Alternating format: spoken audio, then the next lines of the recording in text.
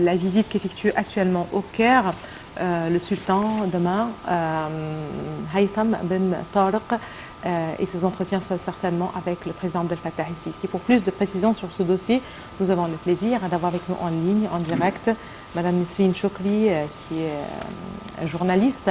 Bonjour, docteur Nesrine Chokri. Bonjour. Justement, on parle de cette visite qu'effectue actuellement le sultan d'Oman, Haytham Ben Tariq, certainement des entretiens avec le chef de l'État, le président Abdel Fattah el-Sisi. Il y a le volet politique, la situation dans la région, les questions régionales, mais aussi le dossier des relations bilatérales et à la tête justement des intérêts des deux pays. Il s'agit du volet économique. Alors oui, une visite très importante parce que en fait cette visite, à mon avis, c'est un prolongement de la visite du président Abdel Fattah el-Sisi qui était en juin 2022, si je ne me trompe pas du mois, mais c'était en 2022 pour le sultanat d'Oman. Donc c'est un prolongement des accords et de la coopération qui avait été mise en place à l'époque. Il faut aussi savoir que sur le plan de la diplomatie, ce qu'on appelle en arabe un petit peu la diplomatie populaire, ou les relations bilatérales entre les deux peuples, il y a toujours eu des relations très chaleureuses et très amicales entre le sultanat d'Oman et l'Égypte. Donc c'est véritablement des relations qui sont très bien établies pour, je dirais, avoir une importante valeur sur le plan politique et sur le plan aussi économique. Alors, sur le plan politique, il n'y a pas de secret. Nous savons tous que la région du Moyen-Orient passe par des défis majeurs, que le sultanat d'Oman, c'est un des pays qui a toujours joué ou qui a toujours eu une présence de puissance douce, qui œuvre pour la paix. Et bien sûr, l'Égypte, parmi ses objectifs majeurs, c'est aussi d'instaurer la paix, de garantir la paix, parce que qui dit paix dit certainement développement et développement durable. Donc il y a aussi l'agenda de l'Égypte 2030 et l'agenda d'Oman 2040 qui se recoupent sur plusieurs plans en ce qui concerne la réalisation de la paix, le développement durable, le développement économique et ainsi de suite. Mais aussi il y a le volet économique qui intéresse certainement les deux pays, surtout qu'à l'heure actuelle, comme on l'a dit souvent, la carte mondiale a beaucoup changé et aujourd'hui les pays ne misent plus leur coopération sur le dossier politique, ils misent plutôt sur le dossier économique, parce que l'économie c'est devenu le mot d'ordre et par conséquent on voit bien que l'Égypte et le sultanat d'Oman sont en train de revoir ces relations-là économiques qui étaient déjà établies, les revoir pour les renforcer, pour les consolider et pour garantir davantage d'intérêt pour les deux peuples. Et déjà, ce matin, on a eu des nouvelles que le ministre des Finances, Monsieur Mohamed Maït, avait annoncé, c'est que ils ont supprimé la double imposition d'impôts et de taxes entre les deux pays, mais aussi qu'il y a aussi un mémorandum qui a été signé pour la fraude fiscale entre les deux pays. Donc déjà, il y a des démarches importantes qui sont prises pour renforcer les liens économiques et pour garantir que les investissements se déplacent entre les deux pays, qu'il y ait une certaine souplesse pour garantir aussi que les hommes d'affaires des deux pays puissent passer d'un pays à l'autre et établir des projets en commun. Et quels sont les domaines de coopération qui intéresseraient les deux pays, docteur Nesrine Chokri?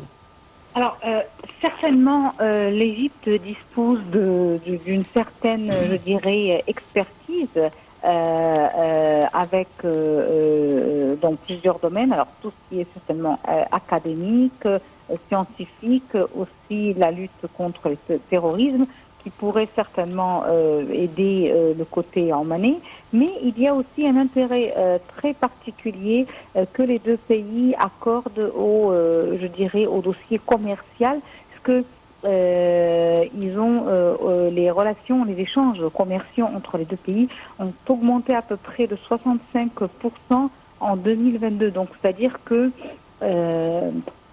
qui a été fait en 2022, déjà à partir de la visite du président Abdel Fattah el-Sisi, a vraiment eu des fruits importants. Et ça, c'est pas moi qui le dis, c'est vraiment les chiffres avancés par l'Agence centrale pour la mobilisation publique et les statistiques. Donc, cela veut vraiment montrer que les deux pays affichent un grand intérêt en ce qui concerne les relations économiques et que, en fait, pour l'Égypte, il y a surtout les exportations égyptiennes en direction du sultanat d'Oman, mais aussi il y a des importations qui sont en provenance d'Oman. Donc on peut parler des relations des deux pays dans le cadre de peut-être la zone de libre-échange économique arabe qui avait déjà été discutée durant le sommet arabe de Jeddah et qui vise réellement à renforcer la complémentarité économique arabe.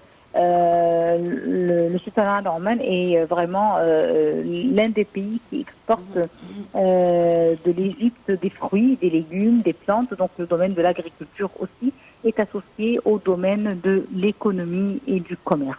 Donc je vois que ce sont les domaines majeurs et c'est aussi les domaines qui sont en tête des intérêts de l'État égyptien pour le moment actuel, tout ce qui est exportation égyptienne, tout ce qui est partenariat gagnant-gagnant en mettant en place des échanges commerciaux équilibrés où les deux pays peuvent réaliser des importations et des exportations, je dirais, égaux et équilibrés.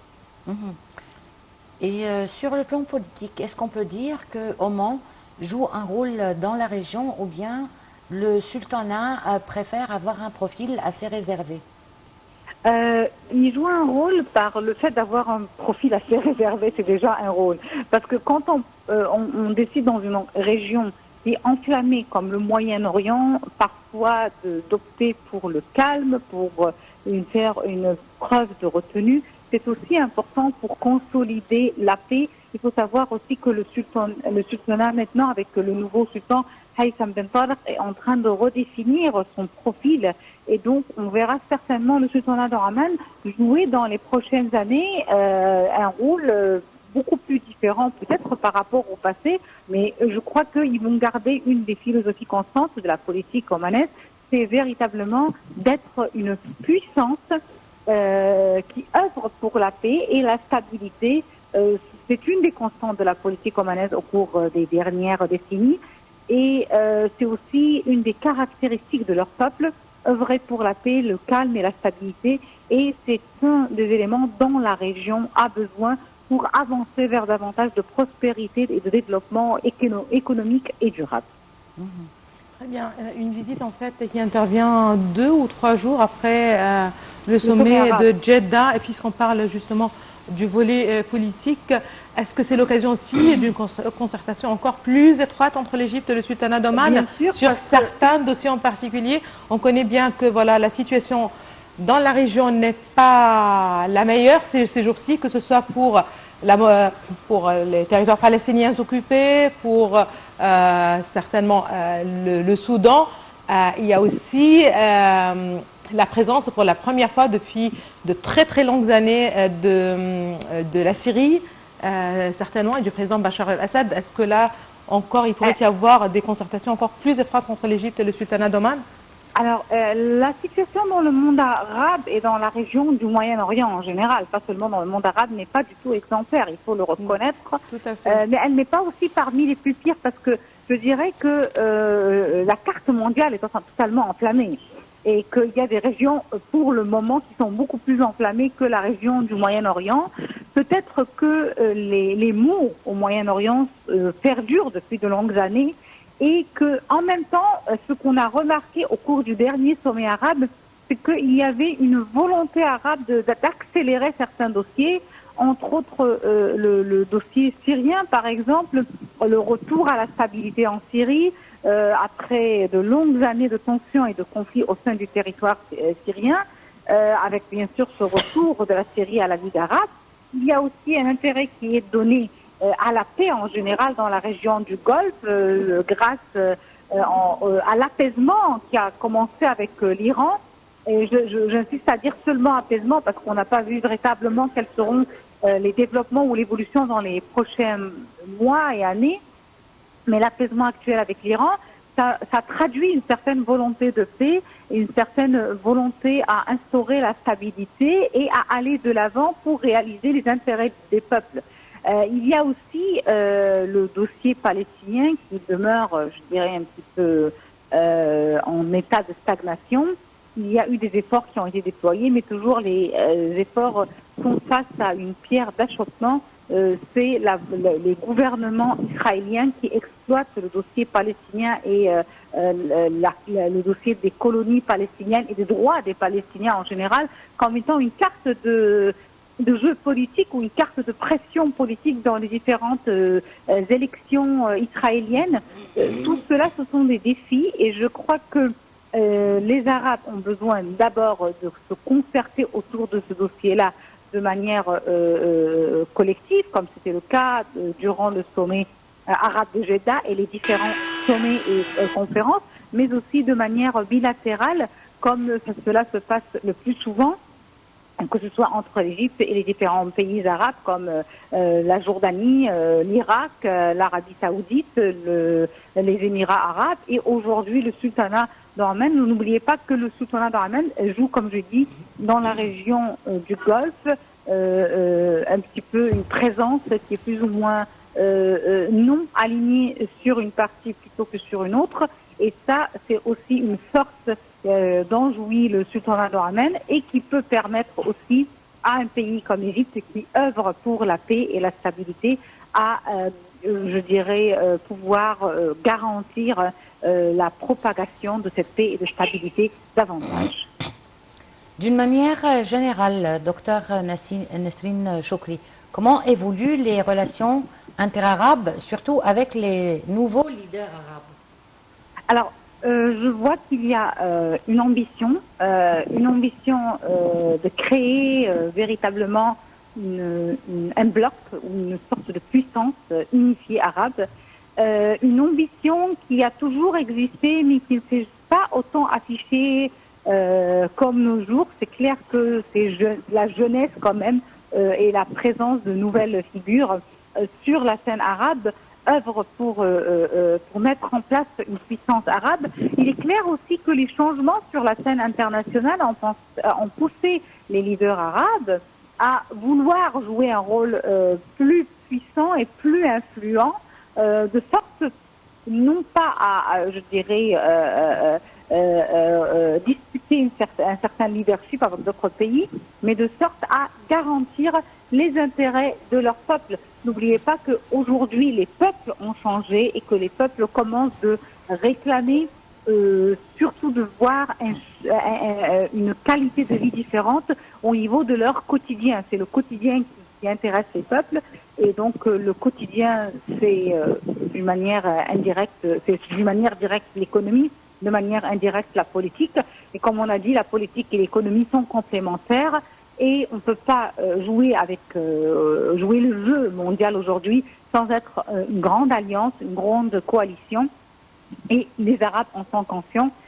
Ils avancent cette fois-ci avec beaucoup plus de volonté et d'ambition pour réaliser cela, espérant seulement que quelques, je vais dire, divergences de vues ou quelques façons de voir les choses un petit peu différentes ne vont pas entraver cette volonté naissante et que ce projet va prendre forme assez rapidement, surtout sur le plan de la complémentarité économique, parce que c'est ce qui va donner la force aux pays arabes et au peuple arabe. C'est la force dont nous avons besoin, c'est la force la plus influente maintenant sur la carte mondiale et on l'a vu durant le dernier conflit russe-Occident et aussi Chine-Occident. C'était toujours l'économie qui avait son mot à dire et c'est l'économie qui a parfois imposé aux leaders politiques d'adopter une position peut-être qui ne leur paraissait pas très idéale, mais qu'ils devaient entreprendre pour garantir leurs intérêts et qu'ils devaient prendre, ou adopter pour garantir leurs intérêts économiques. Donc nous sommes à l'époque de l'économie et l'économie ne peut devenir puissante que grâce aux alliances et aux blocs économiques. Et je crois que les Arabes en sont conscients. Ils avancent dans ce sens, espérant que les erreurs du passé ne seront pas répétées. Très bien. Donc, sur ce, docteur Nesrine Chokri, on arrive à la fin de cette édition de Bonjour l'Égypte. On vous remercie beaucoup pour vos informations très précieuses et on vous remercie également de nous avoir suivis. Et je remercie ma collègue Donna Helmi. Merci Nelly, merci à toutes et à tous de nous avoir suivis ce matin. Excellente journée à toutes et à tous et à la prochaine.